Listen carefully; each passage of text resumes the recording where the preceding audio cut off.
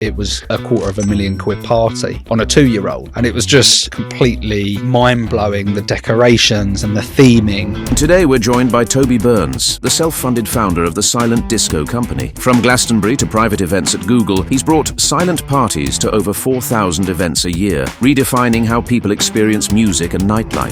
Venture capitalists will work for some businesses. However, venture capitalists are only interested in their return, and as soon as they invest, you lose control. Sales. You know, some business owners just get it so wrong. They want the nice flashy office or the nice podcast studio before you've even got a guest in. If you don't innovate, you'll evaporate. You don't just go, I've got a product that works, I can sit back, get the money, because if you're not innovating, the next one will come out that's better than you. Entrepreneurship is becoming a bit harder, I'd say. Is that having a knock-on effect where this has been met at a time of AI? I think... Toby, thanks for joining me on the Ambitious Minds podcast. Thanks for having me. Yeah, a pleasure. Let's go all the way back, and can you tell me how you became the owner of a Silent Disco Company? So there's a few stages to my career. I won't go into too much detail, but essentially I was a children's entertainer from the age of 14, 15, doing children's parties, 10 a week at the peak, gigging. Yeah, kids' parties non-stop. And then I really... always the love for music. I expanded sort of my DJ career, and I was in a very specific market, and I've talked about this before, which was like corporate Jewish Arab, big spending events, not particularly on like the kids' birthday parties and that sort of stuff, aren't they? Yeah, and when I always use an example, and I remember this Arab one that I did, and I still have a lot of Arab clients, and they're, you know, so generous. But it was like a 2-year-old's birthday, and there must have been 500-600 people. And I know it was a £250,000 party on a 2-year-old. Wow. And it was just, you know, completely mind-blowing, the decorations and the theming. But I always talk about that as relative. Like if you earned 20, you know, you had an estate of 25 million, you'd spend 250,000 on a party. If you only earn 25 grand a year, you might spend 250 quid on a kid's party, you know, so it's all relative. So I was DJing in that specific market, and then I just thought, I can't do this forever. I will become, you know, old. You don't want to be that old DJ that still thinks they're cool, you know, in a club. And I really wanted something that could scale, work without me in it. And I sort of saw a variation of silent disco while I was in the States, and I really adapted what I saw and brought it into the market of the Jewish, Arab, the corporate market that I was in at the time. And that's really where it was born. And that was 10 years ago now. Wow. You're from Essex as well. Do you know James Sinclair? I know James very well. Do you? Very well. He was also a children's entertainer, wasn't he? And he's now created a massive business. So the story with James, and I speak to him quite a lot. We do some business together. Okay. And I spoke to him last week. But my older brother was also a children's entertainer for many years. Coolest stage name. His name was Phil, and his stage name was Phil the Beat, which I just think is better than mine anyway. And my brother went to music college with James Sinclair and a couple of others. So they were they were entertainers. So we live a weird and unsociable life in terms of weekends. You know, you're out gigging, and then you might both get back at 10 p.m. or whatever. So James was at our house an awful lot, and just became a family friend. So I've sort of grown up to a degree watching his career blossom. I remember his first play centre in Essex, and I remember them there on a Sunday night painting the walls. I think my brother was there. We went for the opening, and obviously what he's now created is amazing. And a lot of, you know, some of the terms that have stuck with me of when I've spoken to him, I still use now. So it's just sort of the innovation, and I use that with my team, you know, all the time. One of his sayings was, if you don't innovate, you'll evaporate. If you're not innovating, other companies will be. And I think that's really important for any business owner, just to keep innovating. Don't just go, I've got a product that works, I can sit back, get the money, because if you're not innovating, the next one will come out Absolutely. that's better than you. Somebody else will do it. Yeah, exactly.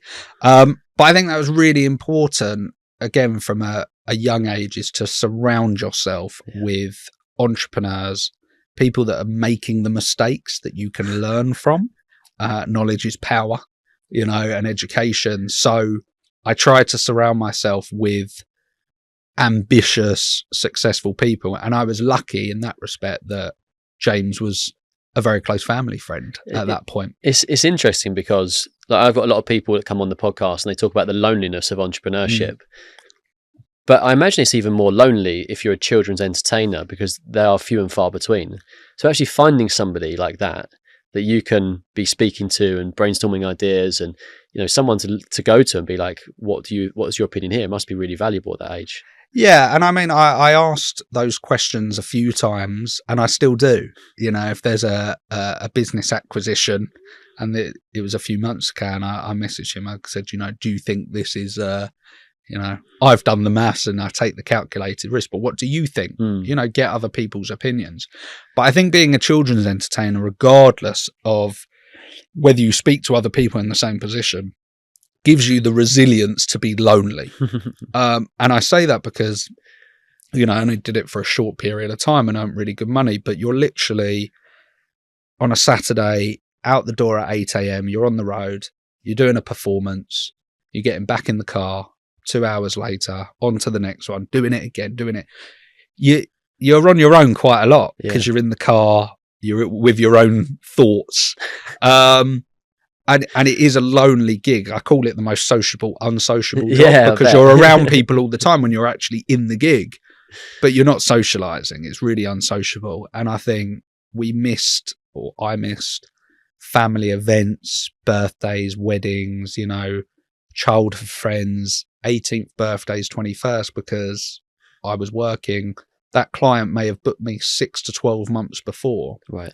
Well, when I get that invite 2 months before and they go, you're not coming, how can I cancel someone that's booked me in with 6 months or even a year's notice? I can't do that, because you're only as good as your last job as well. So it is a really lonely job, but I also think that gave me the resilience of entrepreneurship, because entrepreneurship is bloody lonely. Yeah.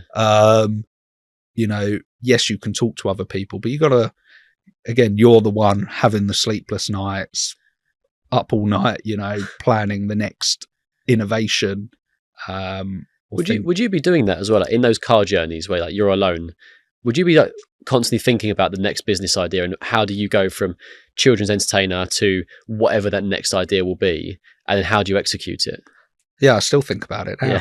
Yeah. What's the next idea? I think we're just wired that way. Certain entrepreneurs, I don't think that ever left my mind. Even at 14, 15, I had a man with a van pick me up from school. I'd go to a kids' party, but not kids at 14, 15 so you didn't were hiring have that. a man with a van to drive you around because you couldn't drive? Yeah, at 15. Really? Yeah, pick me up from school. What were your ambitions growing up? At the time, it was to be successful, make money. And I think there's the myth of making money will make you happy. And I think people see that all the time. If you make loads of money, you'll be really happy. And there's countless entrepreneurs that will disagree with that statement. But I thought that, and I always wanted to make money and give myself security, my family in time security. But I think the definition of happiness changes a lot as you go on. I do think money doesn't make you happy, but it gives you opportunities. Yeah. And I think that's the main thing, opportunities to make memories, maybe different. So I definitely think it gives you opportunities. I don't necessarily think it makes you happy. I think that's also the absence of money probably leads to more unhappiness. So money is a tool, but not having it, you're probably more struggling. It'd probably be very unlikely to be happy without money. So yeah, whilst it doesn't guarantee happiness, it is a way to, like, as you say, buy the opportunities that give you those nice experiences. Yeah. And I think life is about experiences. Life is short. I think, again, as we get older, more and more friends of our age, you know, are getting illnesses or dropping dead, and you just think like, you got to live for the moment. You got to enjoy life, love people, because there's just so much hatred. Like, people hate rich people, poor people hate, you know, poor people hate rich people hate, like, we're all one at the end of the day. And I think we've all got to stick together. And I think there was someone that I spoke to a couple of weeks ago, ultra wealthy. And he said, you know, like, okay, I'm rich, I go on nice holidays. But he asked his kids, he went to like a 5-6-star, whatever it was, hotel. And then he went on like a park home caravan holiday in the Which UK. one do they prefer? And he asked his kids, which ones did you prefer? And they preferred the camper van park home holiday. And he said, you know, money might get you the 5-6-star hotel, but you end up having a shitter time because you expect 5-star, 6-star service, and then you're left disappointed because you have such high expectations. Yeah. When actually, drop down to a 4-star, you'll probably have a better time. Have you over time, have your expectations about holidays and those things adjusted as you've become more successful?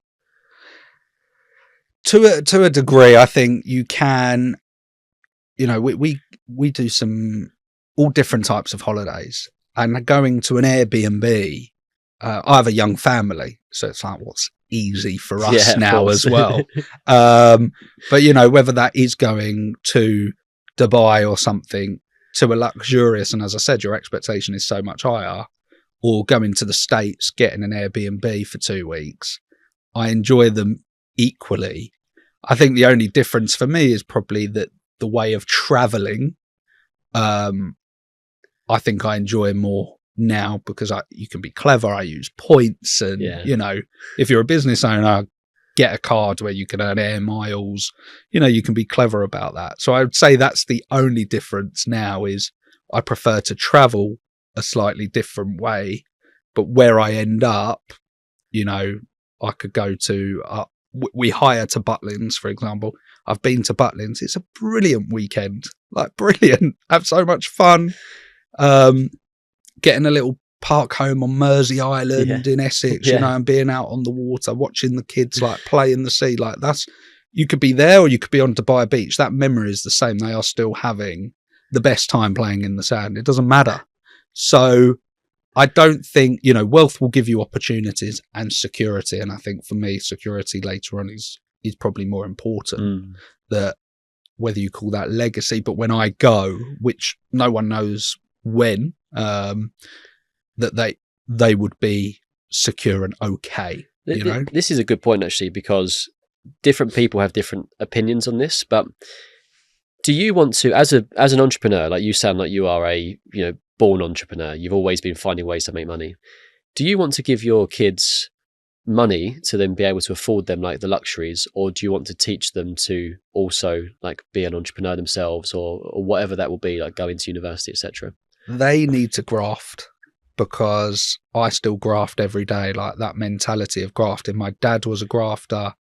You know, he took over a retail shop at 14, and I watched him graft, and he only retired. Well, he was 63 when he retired, so 50 odd years.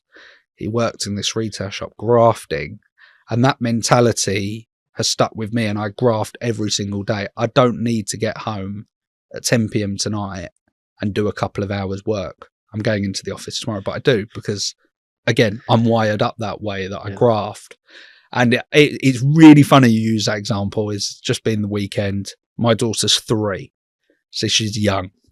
But she will do her chores. Like say, you've just taken off she's been outside playing, she's dirty, go put your clothes in the washing bin. And no, you know, those terrible 2s, tantrum 3s, I call them. And I go, you know, you get your pocket money, you save it up for an ice cream.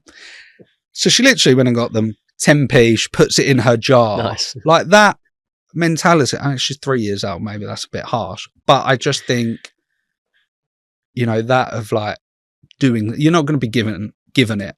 You know, if I go now, I know my wife will be able to support our family, but they need to figure out their own way. And I think, whether this is another question later on, but in terms of education, and there's another entrepreneur, Daniel Priestley, who talks about this a lot. And I've met him a few times through James. And like his whole mentality on education is just so right. And I've spoken to my wife about this, that like the education as it's set up now is there to fail children, because it's set up as we're still in the industrial age. We'll teach you this, Pythagoras and all this skills that you're really not going to use, or they are going to use in their real life. They're being trained to like get a job, you'll be in that career for 20 years, then you retire. That doesn't it's because of AI and I'm a firm believer in AI. And I said to my wife, by the time our daughter is 18, we will have a robot in the house doing washing, 100%, because you see the advances we're making. It's unbelievable. And there's a great bit of AI that I've had my daughter use, and it's basically one-to-one tutoring. Wow, really? And she's asking, what colours begin with R, and she's essentially having a one-on-one tutor with AI. And I think it's going to be the future. I think there is a study that obviously private schools, smaller classes, you will get better results out of children where it's more concentrated. I think that's, a clear fact. But I think the education system is set up really as it stands to fail children, because in the like of AI, a doctor or a anaesthetist that's trained for years, AI will replace that. There may be a supervisor, but you're not going to need 10 of them. AI is going to do that. One person's going to oversee it. And I think we need to start teaching our kids that in the school system. I think there needs to be an overhaul of how we do that, because they're going to be short stints of work. Our kids are going to create something using AI, which we're already doing now. They're going to have another level of it. They're going to be able to create businesses, earn money, sell, go on to the next, or they're going to use AI as part of their skills in their work. I think we need to start teaching them it. And I'm already like, I used it the other night, ChatGPT. I said, what do you want for your bedtime story tonight? She went, I want Spider-Man going on a jet ski. So I was like, right, ChatGPT, right, give me a bedtime fairy tale of Spider-Man on a jet ski. Pulled off in 10 seconds. And I read her a bedtime story through ChatGPT of her imagination. Story. Yeah, it's her imagination. What do you want? And I know we still have books, the imagery, the fact of reading books. I was never good at, as she is, always reading books. And that she's really got to stick with that, because I regret not reading enough when I was young. I was too busy about going out there and earning the next pound. But I think reading's super important, especially now. I do a lot more with entrepreneurial books, and like Shoe Dog's a great one. Oh, if what a book, that. Yeah. And I really enjoy reading now. So yes, we can use an element of ChatGPT with writing bedtime stories for her. But going back to your original question, they have to learn to graft. It won't just be given to them. It's interesting you talk about reading there, because I didn't enjoy reading in school, and I do now, because I now read what I want to read. I read for fun. But in school, you're given like whatever it will be. I can't remember the books that we were given, but like the ones that were always what was it, like Of Mice and Men? Exactly. That's what I was just trying. Exactly. That's exactly what I was trying to think of, and I couldn't remember it. But it was like Of Mice and Men, and I'm like, this wasn't really exciting me. But now I read, like you say, like entrepreneurial books, like Love Shoe Dog. The Patagonia Founder is my favorite book, probably, like Arnold Schwarzenegger, like biographies. And I love just spending time now just reading it. And I could reread those books as well. But as a kid, I didn't really have an interest in that.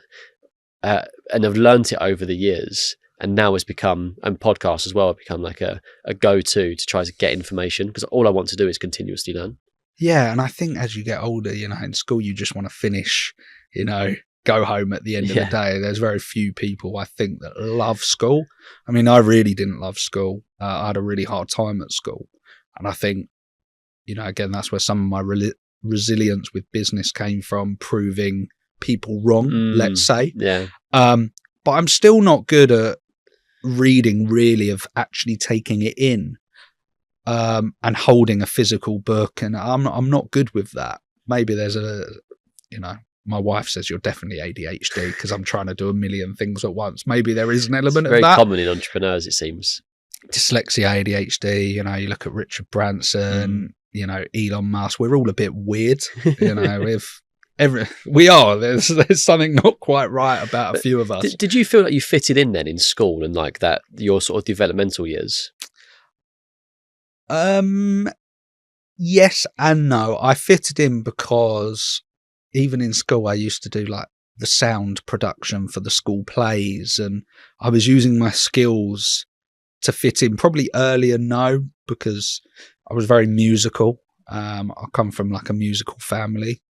And as I said, I had a tough time in school. But once I found, you could say calling in music tech, I didn't really care what people thought. And I think even now as an entrepreneur, you don't really care what people think. You're going to just prove them wrong. Create your own environment that you want to work in and go and do it. So I'd probably say there's a bit of both in there. But going back to reading, like now I use the iPad a lot, to have all the ebooks. I find them much easier. Or the audio books. I'm a very like visual and audio learner. Yeah. If I hear something, whether that be in a podcast, a YouTube video, an ebook, it just sticks in much more than if I read it off a bit of paper. So I love an audio book in the car. I find I absorb it so much better. And I think that's the beauty of it now, is there's different ways to absorb that information than just a hardback book. So you've got to find what works for you. But I really still struggle to read and actually take in. I can read the words, but it's not really going in. Are you thinking about other things whilst you're reading? I'm always thinking of other things. Even now, in it really, I'm thinking of next week, tomorrow. But I always explain it as I feel like I've got 100 tabs in my mind, like you would on your, internet browser. And I'm constantly like, I can't just do one tab and finish it. I'm constantly flicking between all those tabs. And that is the best way to describe it. Weakness, is it a weakness? Is it a strength? I think it can be both. And that's why I have a really great team and my assistant who makes sure that if, something's got to be done, that will, she is brilliant. And really keeps me in check in that respect, because I am, it's like the next idea, and What do you do with those ideas? Do you think of them? Do you then take them to somebody else and say, like, what do you think of this? Can you like execute it for me, or do you try and execute it yourself to begin with? Depends what it is. I always think who rather than how. Who can do it for me rather than how can I do it, because they will know. I think at the moment with like AI, and I'll keep referring back to this because I think it is going to, completely change the world.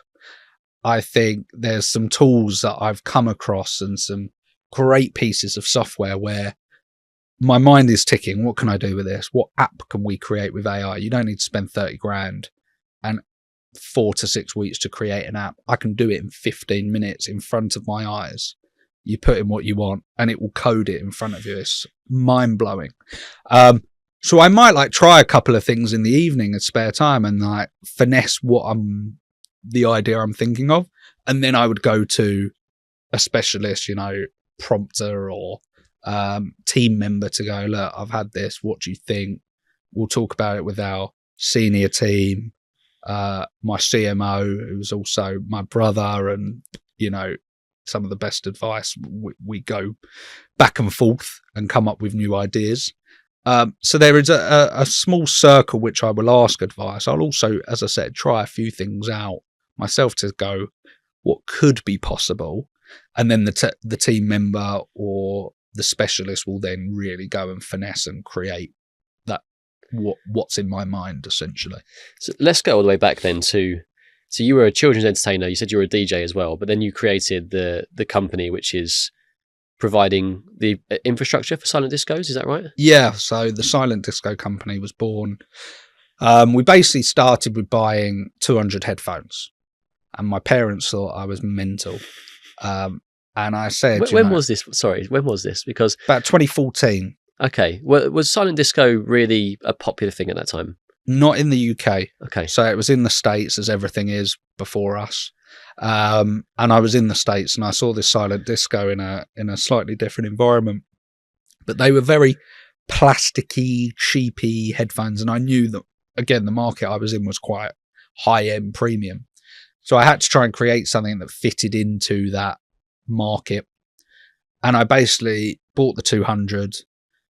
I sold it into all those events over the next 6 months, and I didn't even have the kit. I just thought, test the market. And we do that now. We'll sell it to a customer before it's even in the country or even being made. Yeah. Test the market, see if people actually like the idea. And that's what we did, 200 headphones. I knew what I was prepared to lose. And I think that's really important with risk, like put in what you're prepared to lose. I didn't get finance. It was all, self-funded. Even now, everything I do, apart from property, is all self-funded.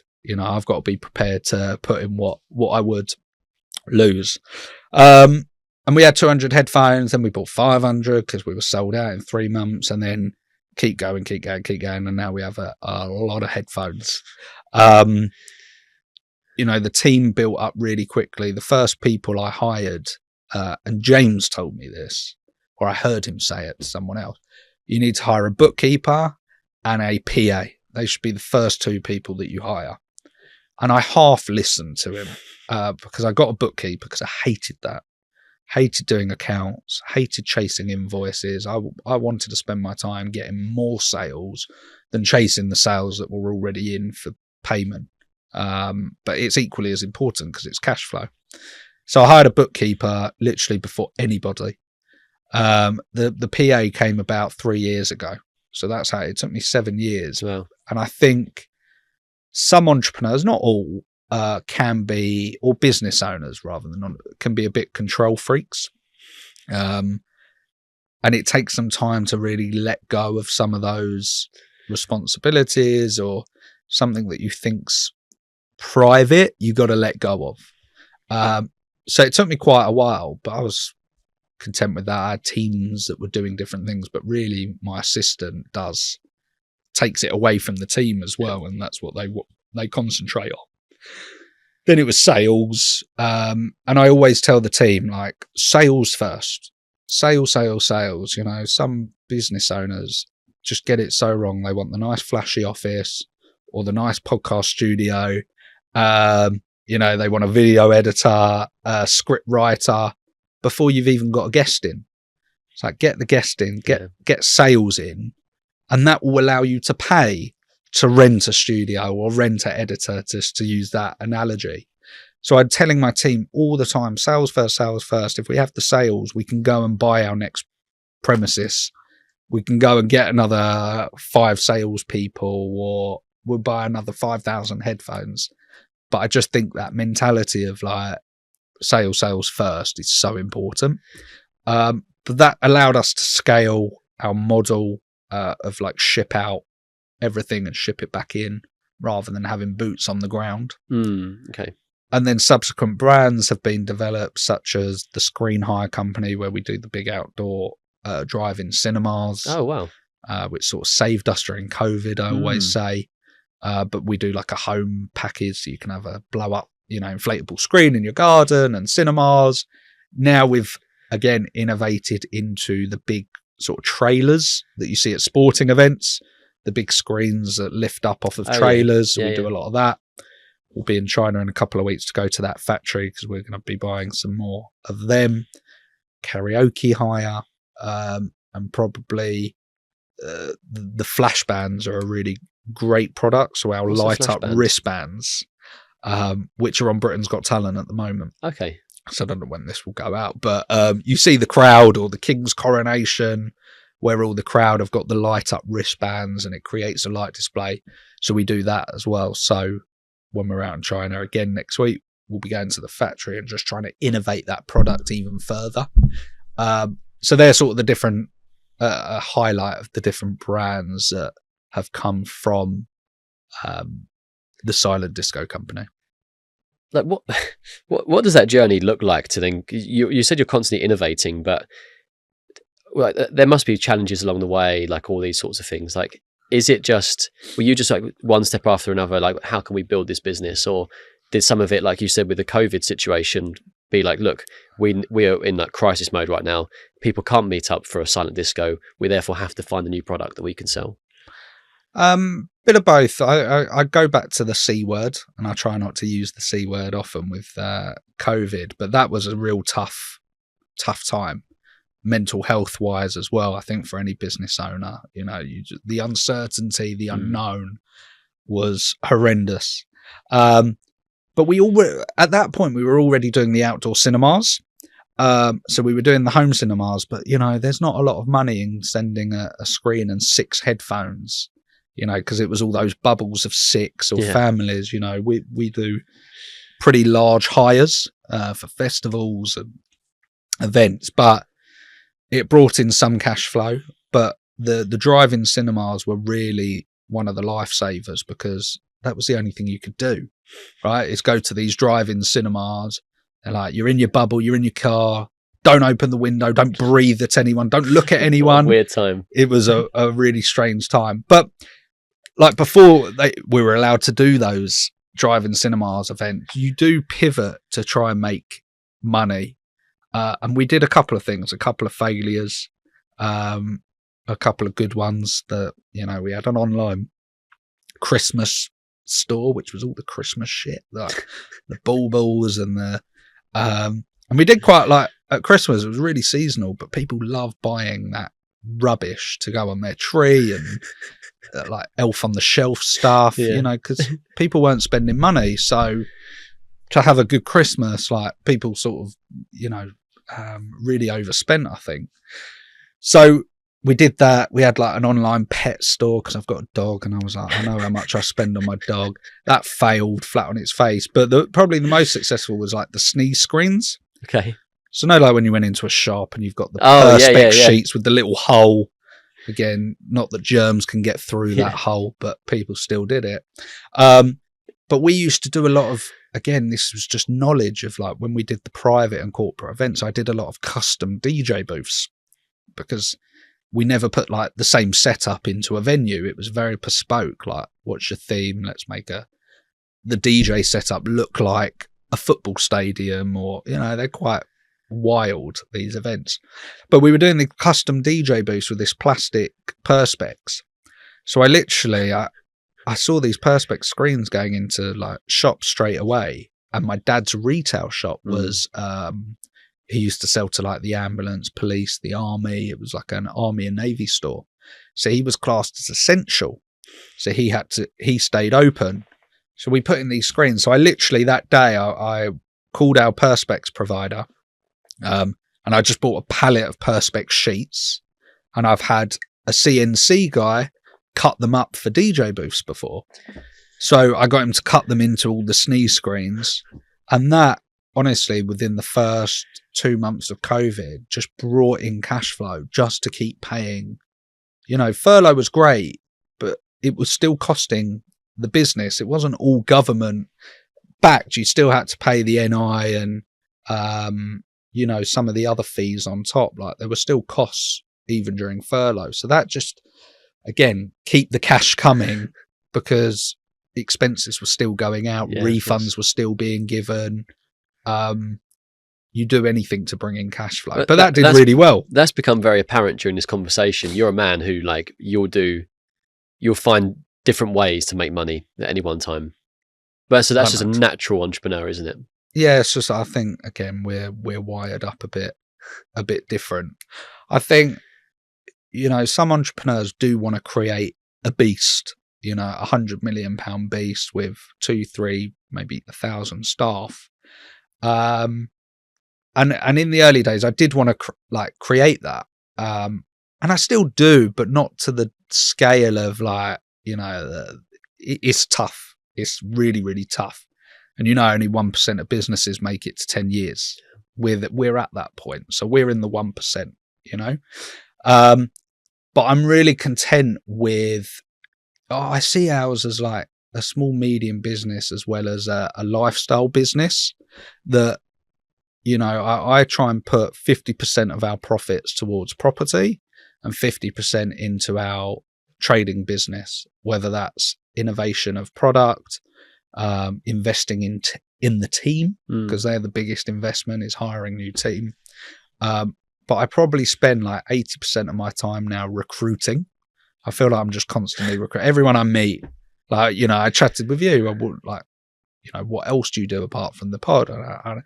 Depending on your answer, could this person work in our organization? Or if I meet a really good salesperson and they're semi-local to our office, because I do not believe in remote working, sorry. But the ideas that we get in the office when everyone's together, I don't think is unquestionable. So I'm not a fan of remote working. But I might meet someone and they're really, I can just hear their voice. I can imagine their voice on the phone, because that's really important. All of our stuff is over the phone. And I just think, could I offer them a job? Interesting. All the time. Always be hiring. I'm constantly, and I think that's really key for an entrepreneur. You're always recruiting in your head, and you're always growing your business. But, James will say, we've referenced him a few times, he's a good example, like you should spend all of your time growing the business rather than working, in the business. And I get that view on if you're growing an absolute beast and a, £100 million startup or whatever it is. But actually I'm content with working 20% in the business. And I quite enjoy that. I quite enjoy seeing, if there is a challenge, like how can I personally help the team overcome that? Because I'm present. There's a culture there that I don't just work from home or go on a golf course 3 days a week. I'm there. My door's always open. I don't shut myself away in a nice glass office. I'm there. But to spend 20% of my time helping them hands on, I enjoy it because I'm a grafter. I still enjoy that.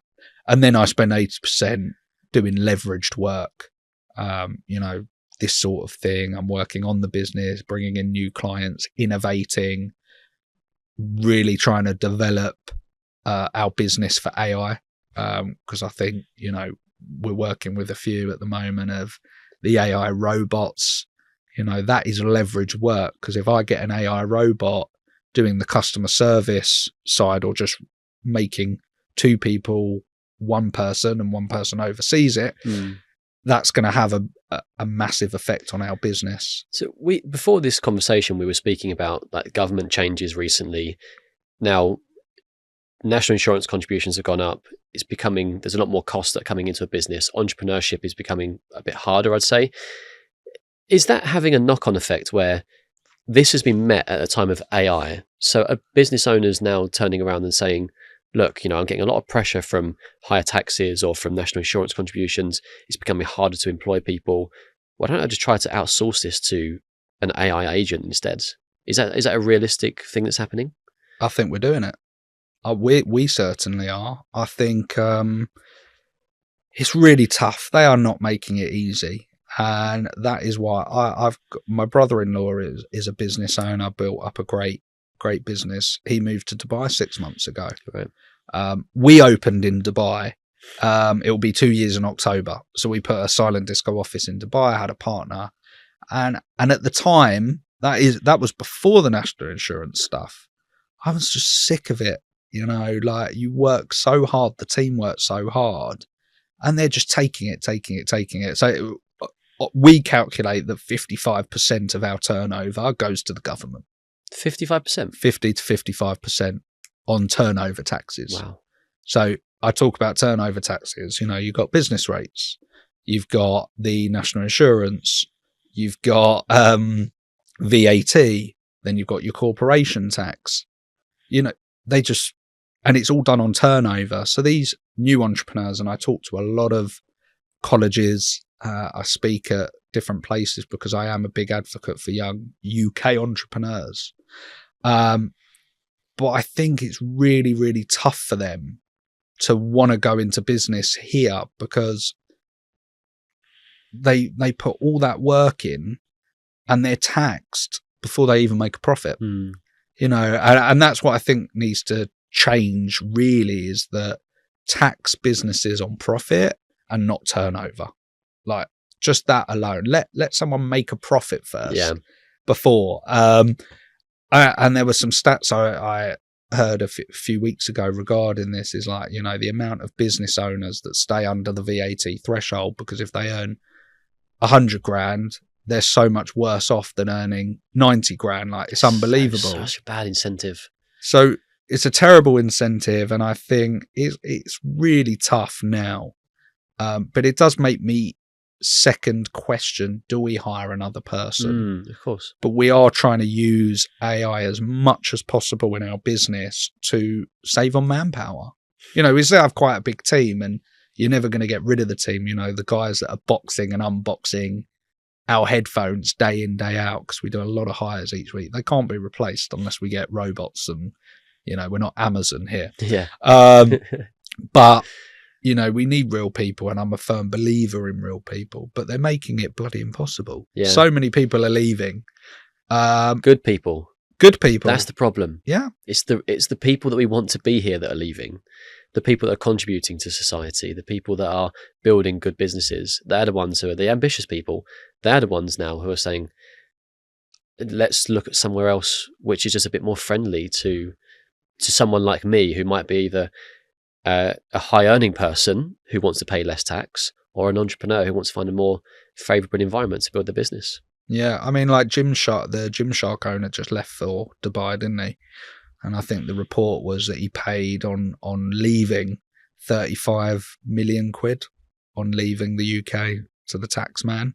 But okay, he's put 35 mil into the economy, but what he would have given so much more if he stayed here. Like, we've done ourselves injustice.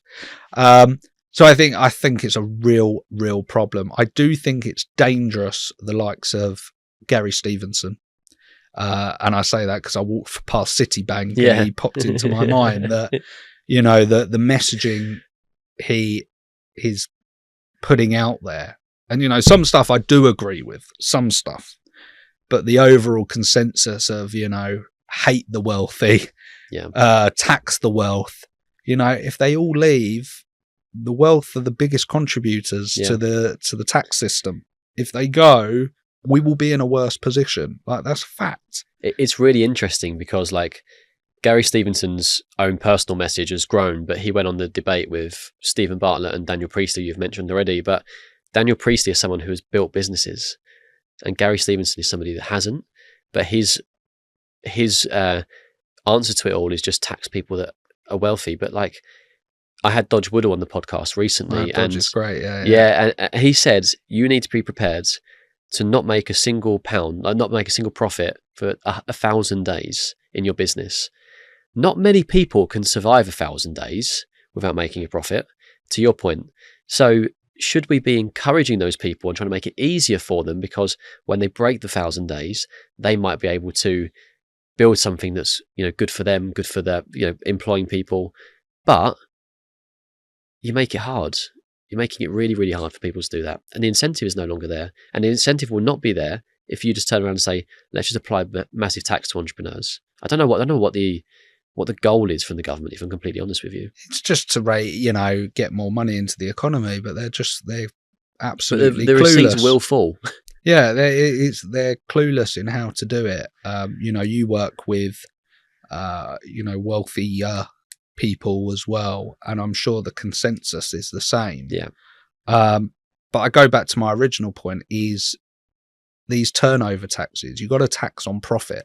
Tax someone once they've made money. I don't mind being taxed 30-40% on the profit, but at least let me make a profit first before you take it all, before I've even made a profit. It doesn't make sense. So I understand why people are leaving. I think it's a real problem. You know, there's always the hope of, like, I say, look, don't bank on the bank.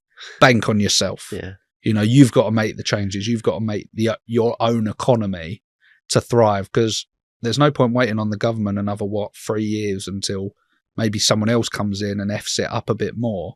You know, you got to do it now. But it is, you're right. The entrepreneur has to eat last. Entrepreneurs won't mind doing that if there's an incentive to do so.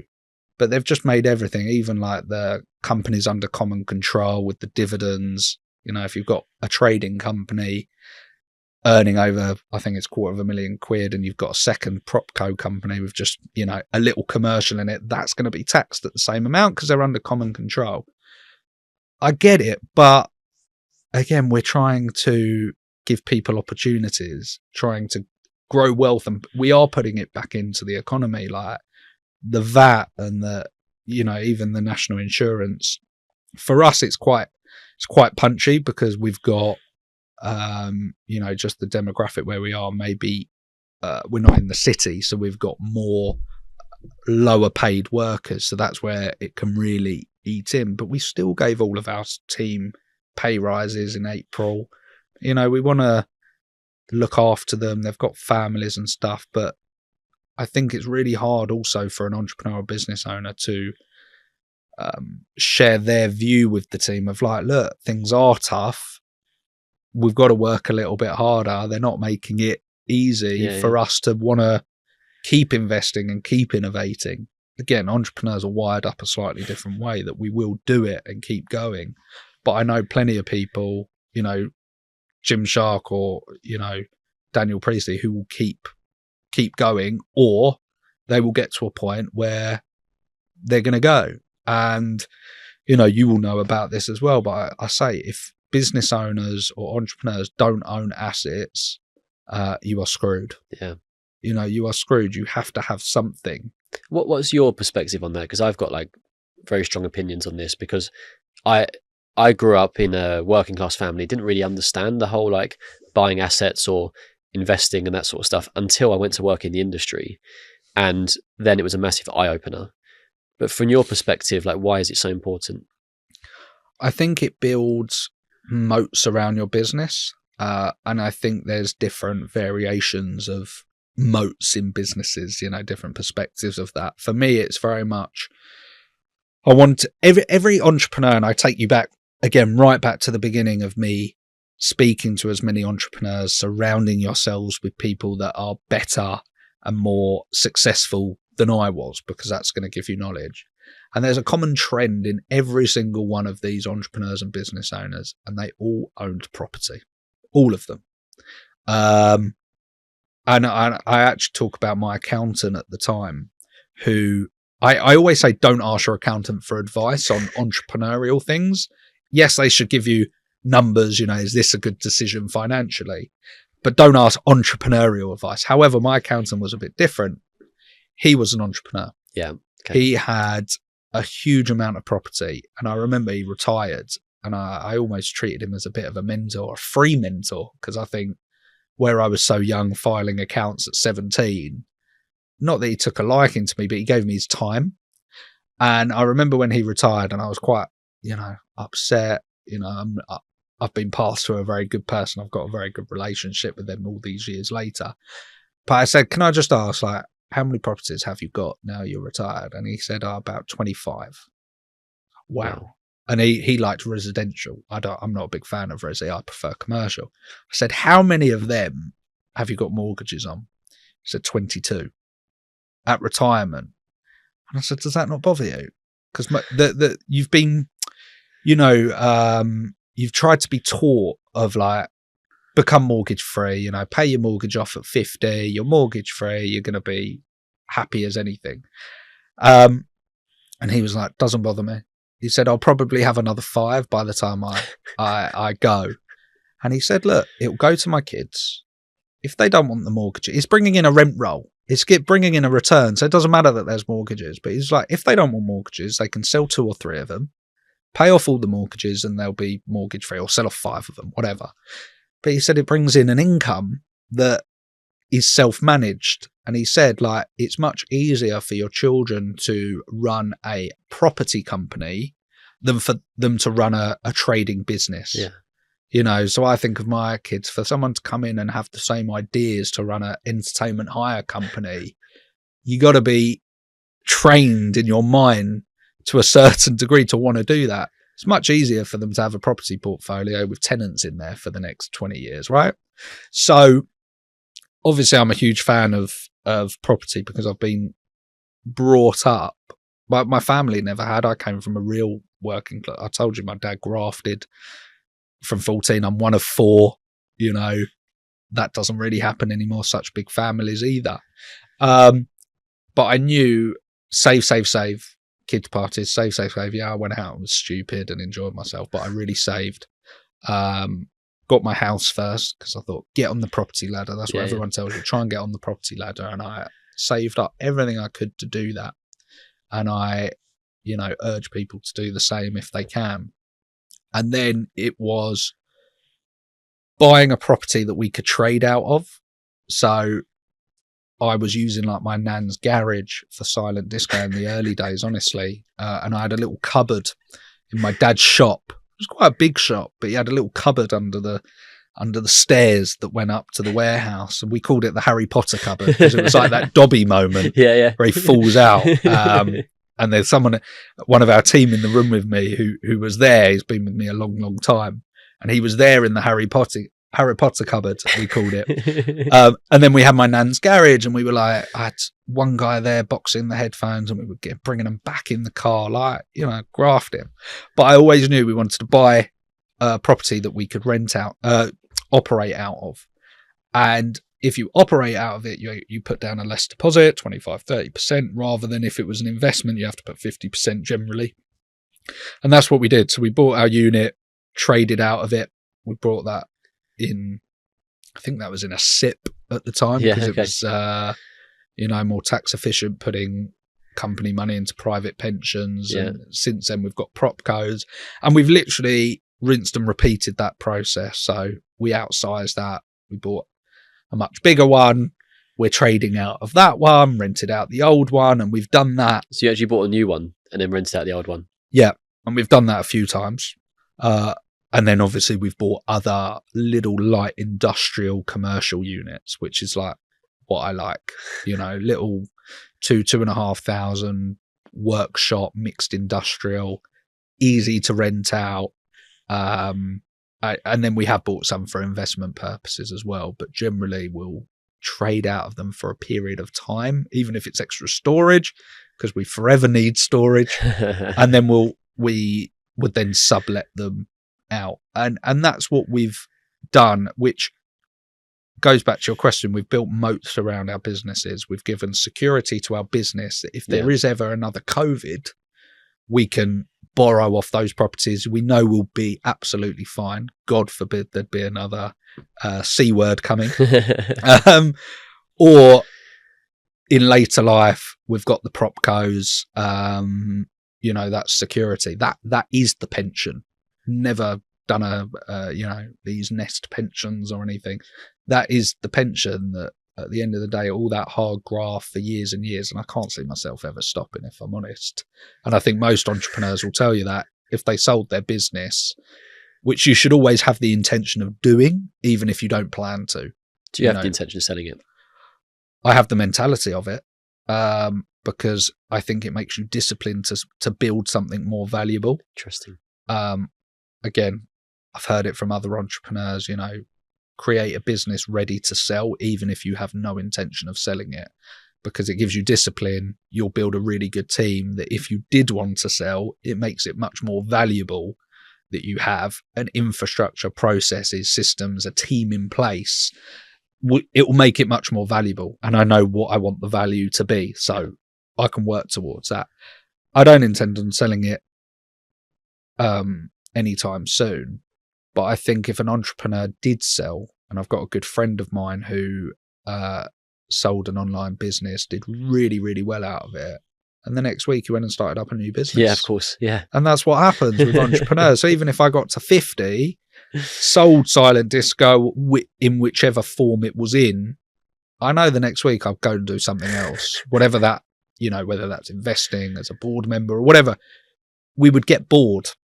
We would get bored. Again, it gives you opportunities to go on a 3-month cruise if you wanted to at that age, but it gives you opportunities, but you would get bored. So yes, I build it to sell it, but I have no intention of selling it. What is it you're passionate about that if you decided to sell the business, you would explore a new business in? It's a great question. I'm quite open-minded. Right now, in the present moment, it would be AI SaaS products. Okay. Because I just think the AI, like I've been through it where we've created websites, we've created apps. The money, the time to wait 6-8 weeks. We're doing a big development project at the moment. We're creating all our own software for our warehouse systems that talks to all of our couriers and sends all the automated emails and text messages to the customers. Like you get with DPD, when you can track them on their route. Like that's hundreds of thousands of pounds of development, and we're just doing one for us because we're bespoke. You can't buy an off the shelf system. And I know the time and the hours and the money that's cost us. And then I look at some of this AI stuff that you can just put in exactly what you want it to do, what you want it to talk to. I think there's a way to go, don't get me wrong, but what is there is unbelievable. I'm watching it like code a website in front of me in 10 minutes, insane, exactly what I want, which would have taken 6 weeks and probably 10 grand. Yeah.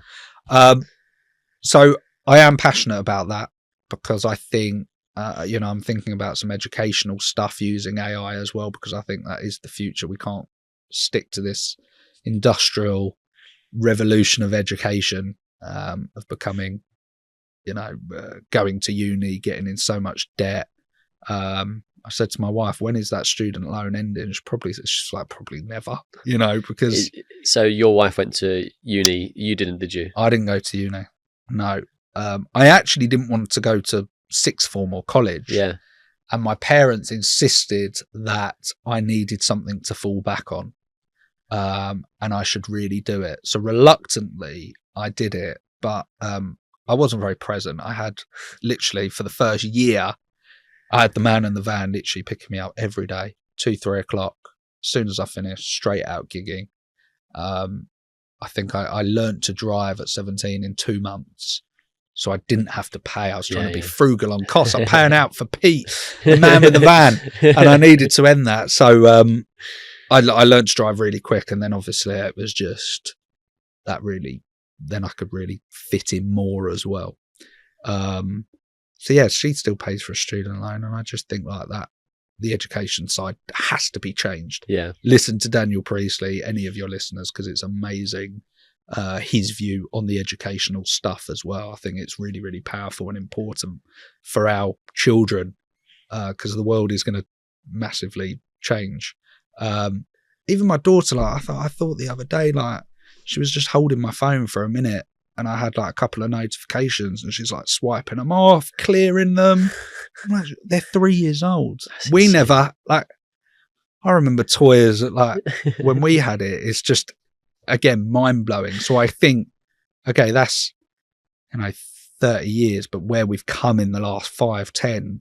So I think by the time she's 18, like, what are we going to have? And AI is growing on a daily basis. I think that I'm really interested and passionate about, because I think it can be used for the good, such as education, not just for creating robots that will destroy the world, which again is this strange thought people are having. And entertainment, I've got obviously a big passion for entertainment hire, and making memories, because I think some of the best memories people have are through entertainment, whatever form that is. Whether you're out with your kids and you see their little faces when they go to a show or see a magic trick, and they're just their face stays with you forever. And all of our brands, our main mission statement is creating memories through celebrations. Okay. And I have it now where we have people that have been to a silent disco 5-6 years ago, and they still remember that memory so vividly. of how it made them feel, the exact moment when they took their headphone off and saw their nan singing Sex on Fire at the top of her voice. Like that, those memories stay with people for years. And that's the whole mission statement of all of our businesses, is creating those memories. So if I did move to other things, it would have to be doing that, because I still go to events now and I have the same smile and the same feelings as I did with that first private event that I took those 200 headphones to. Yeah.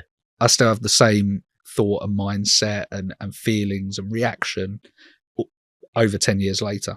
The silent disco is quite a funny one, isn't it? Because you've got the different channels on, so that people are dancing or singing to different things. You can take your headphones off, and then like it's here, people are screeching at the top of their lungs. And they are in their own world. It's a real strange concept that once you put those headphones on, you genuinely lose all sense of where you are. Yeah. And you are in your own little bubble. And that's what I alluded to before, is that even now I'll still watch people, from the back of the room, might be 1,000 people, and I watch someone take their headphones off and just like listen, or I'm watching someone dance where they think they're the only person there. And it still makes me smile and gives me the same kick that I did 10 years ago. And that's what makes it worth grafting for. And that it's okay to have a lifestyle business if you want. Look, I still live a really good life. We still do investments. You can do that from being an SME or being 100 million. Yeah, you get there faster, but you have a lot more challenges and raising finance and stuff on the way. I've been totally self-funded, 100% self-funded apart from mortgages, know.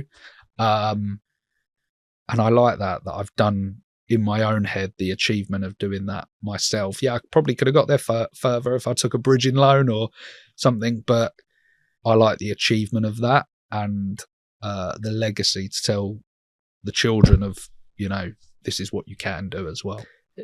Like a lot of people these days are talking about raising capital, but actually I've got a lot of respect for people like you who grow it organically.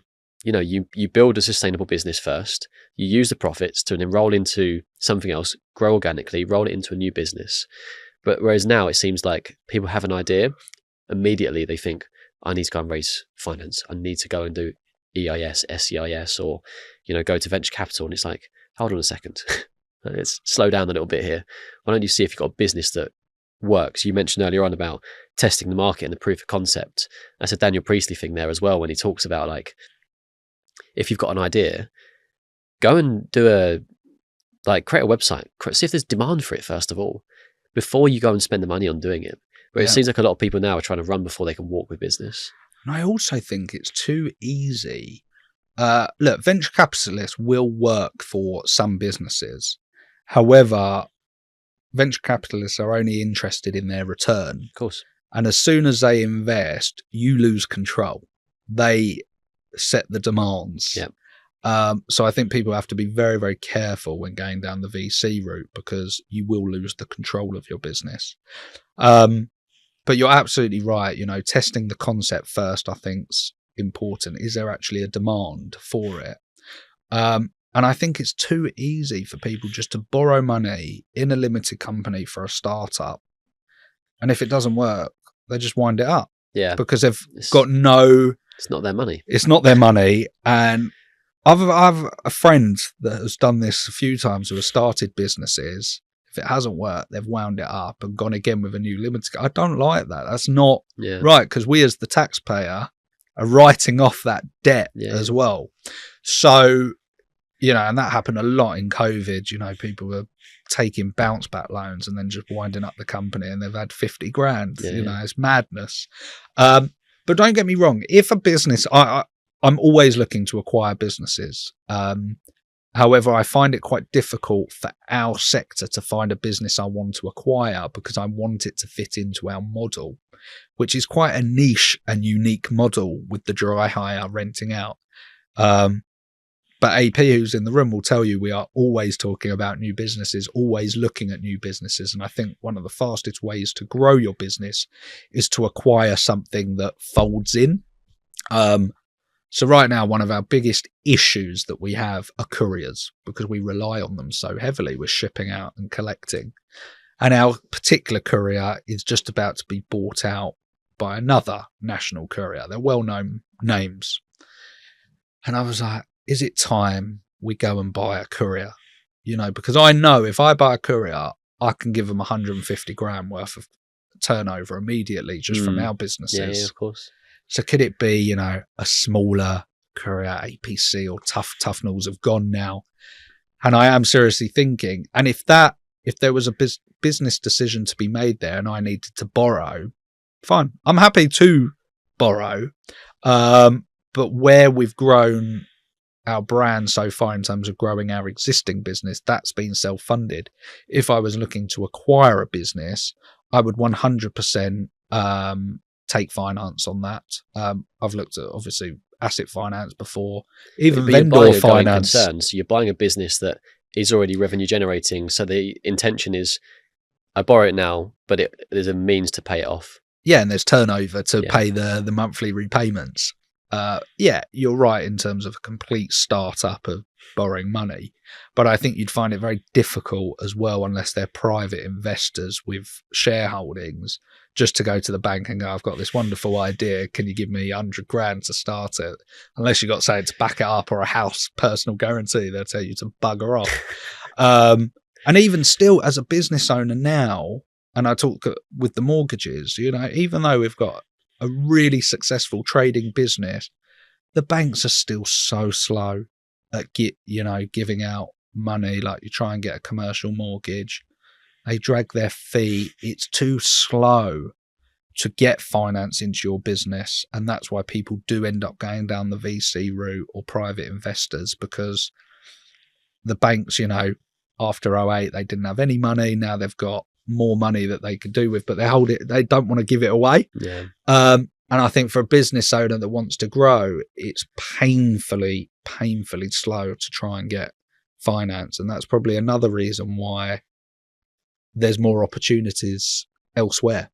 And, you know, to go back to that wealth management side of it, you know, you can be much better off elsewhere now. And that's very, very sad for us to, you know, conclude to at this time. But I am a believer in the UK young entrepreneurs, and I do think that if we can get, you know, Daniel into government, or James, you know, you need a bloody business owner or an ex-business owner into, you know, into them, because that's the only way of helping.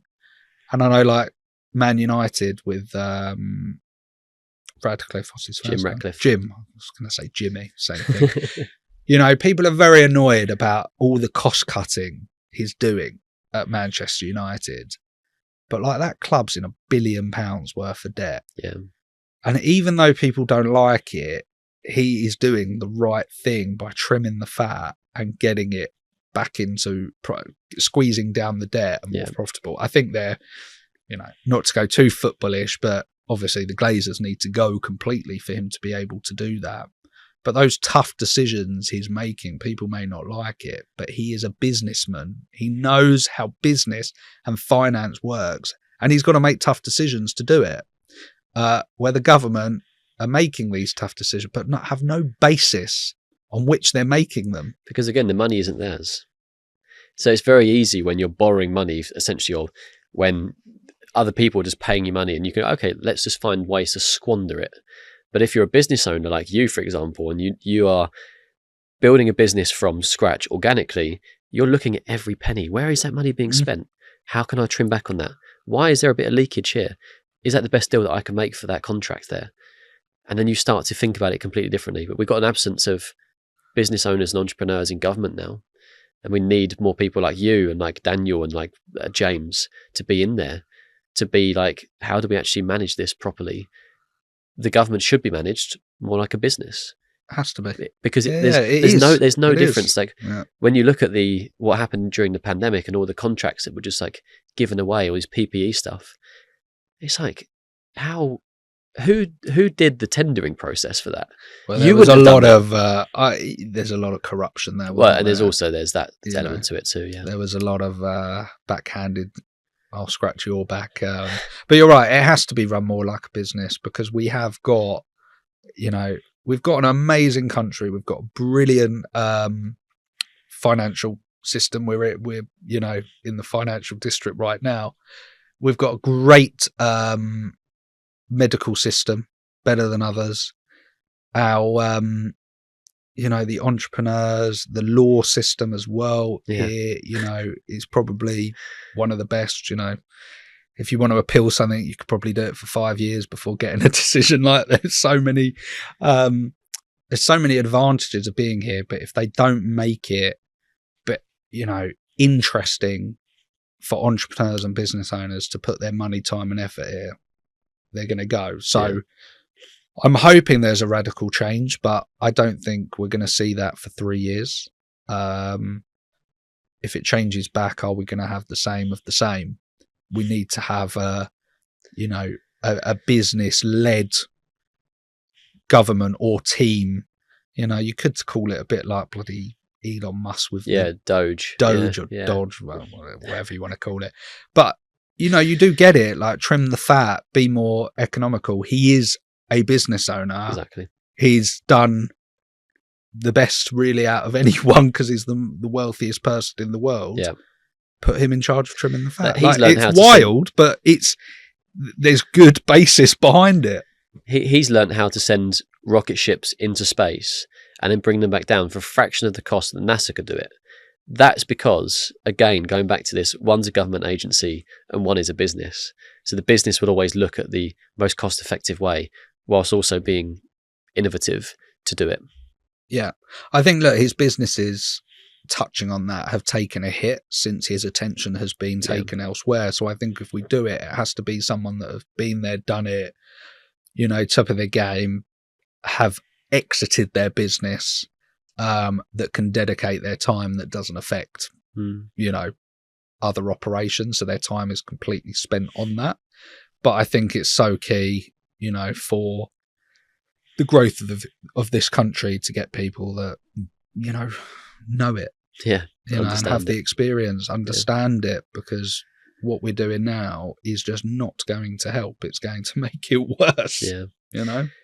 Just to finish up, you've said a few times in this about mentoring, like people like college students or like the new generation of entrepreneurs. What advice would you give them if they're listening to this now? I think if you've got an idea, test the market, go and do it. Use the AI tools that are there, because they are really powerful. And I think probably the most important is speak to other entrepreneurs that have done it. You're not on your own.